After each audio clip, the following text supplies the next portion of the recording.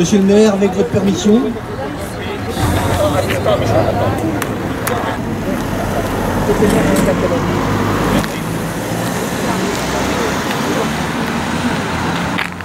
Pour les drapeaux, mon commandement.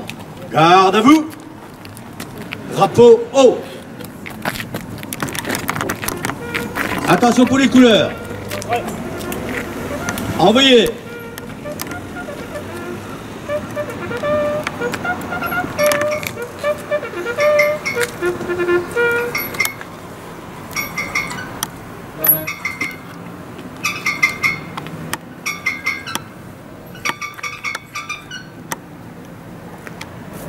Merci. Nous allons procéder au dépôt de gerbes, s'il vous plaît.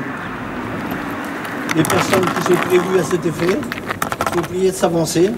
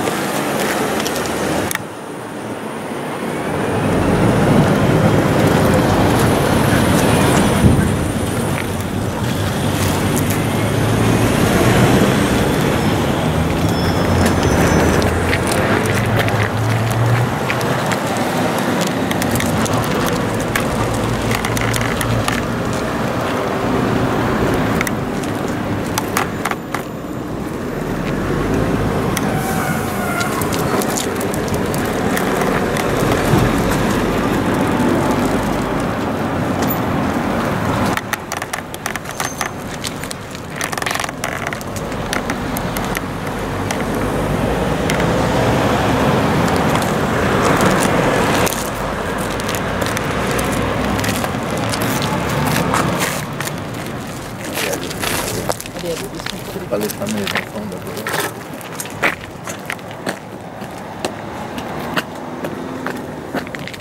Pour les drapeaux au repos.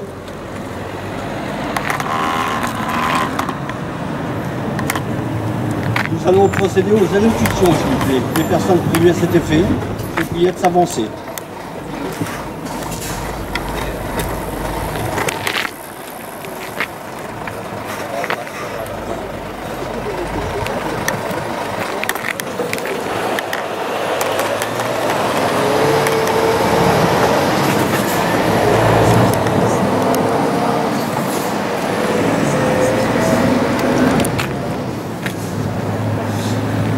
Jeanne, Elisabeth, Pierre, Louis, Jean, Goupil, Odette Déco, Denise et Pierre Renard.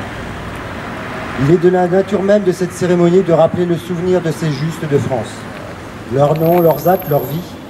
Finalement des gens simples, un vétérinaire, des enfants, un teinturier, une enseignante, une employée de maison, amenés par les circonstances exceptionnelles à devenir des justes. Ce terme de juste peut finalement nous interpeller pour ma génération, pour celle de mes parents et j'espère pour celle de mes enfants. La justice est une institution avec des juges, des avocats, elle est inséparable du droit. Elle a ses agents, la police, la gendarmerie. Comment alors comprendre pour nous que nos justes furent précisément arrêtés et déportés par ces agents? Comment appréhender que les juifs, les résistants, les évadés qu'ils sauvèrent le furent précisément parce qu'ils avaient été condamnés par des juges vichistes ou soumis à l'occupant? Ces mêmes juges qui jugeaient peut-être au nom de la Troisième République quelques années auparavant. Du coup, comment qualifier ces hommes et ces femmes de justes? Ce ne peut être le droit de l'État français ou de l'occupant qui qualifiait les résistants de terroristes, sinon quelque chose de plus profond, de plus universel. Car ces justes ont été reconnus en France, en Allemagne, dans l'Europe entière. Descartes, qui adhèrent au réseau Yad Vashem, des villes des justes de Yad Vashem, en est la plus illustre illustration. La reconnaissance de ces héros ne relève pas du droit, mais de valeurs humaines. Ces valeurs, cette humanité qui nous rassemble tous. C'est juste illustre aussi le courage, cette forme particulière de courage qui est celle de faire passer la volonté d'aider les autres au risque de sa vie, en bravant les interdits, en sachant ce qui nous attend souvent. Je pense qu'il est nécessaire de rappeler d'autres noms, ceux des femmes et des hommes sauvés par les justes des Cartois. Monsieur Weirenaï Étienne, Madame C. Marcel, Monsieur Weizmann Henri, Monsieur Ben Soussan, Madame Schiff, Madame Olag Freundmann, et tellement d'autres évadés, aviateurs, alliés abattus. Parler des victimes est aussi essentiel en ce jour anniversaire de la rafle d'Uvaldi. Il s'agit de la journée de la mémoire des crimes racistes et antisémites. Ne pas oublier que la haine et la méconnaissance de l'autre peuvent amener de souffrance et d'inhumanité. Ne pas oublier que ce sont les agents de la police française qui amenèrent femmes et enfants à cette première étape vers les camps de la mort. Nous savons combien aujourd'hui nous ne devons pas oublier nous-mêmes ces idéologies d'haine et d'exclusion. Que ces crimes racistes ou antisémites existent toujours, plus que jamais. L'actualité nous charrie son lot de victimes ces derniers mois, ces dernières années. Il est donc plus que jamais d'actualité. Tel est donc le message que doit revêtir cette cérémonie. Se rappeler du dernier poème de Robert Desnos, lui-même déporté.